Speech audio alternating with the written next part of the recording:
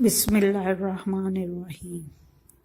मैं आपको आज बताऊंगी घरेलू टोटके जो आपकी ज़िंदगी को आसान बना देंगे। एड़ियाँ फटी हुई हों तो एड़ियों के लिए नींबू बहुत मुफीद है।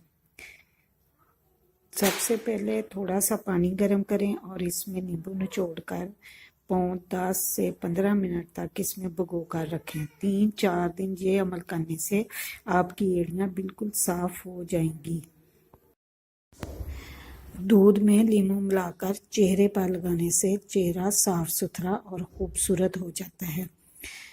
चेहरे पर नींबू लगाएं, दूध में मिलाकर इसका फ़र्क आपको खुद ही पता चल जाएगा। 3-4 दिन में आपका चेहरा ऐसे चमकदार और साफ सुथरा और रंग भी साफ हो जाएगा।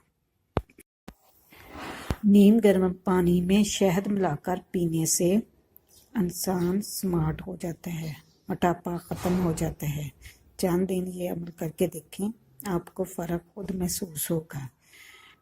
नीम गर्म पानी में शहद मिलाकर रोज़ाना सुबह को निहार मुँह पीने से इंसान की चर्बी ख़त्म हो जाती है और इंसान दुबला पतला हो जाता है। अगर नमक शहद में मिलाकर दांतों पर लगाएं तो आपके दांत चमक उठेंगे।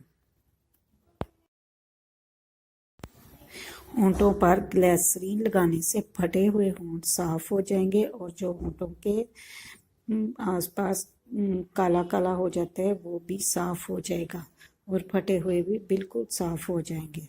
2-3 दिन ग्लिसरीन लगाने से आपके होंठ बिल्कुल साफ हो जाएंगे।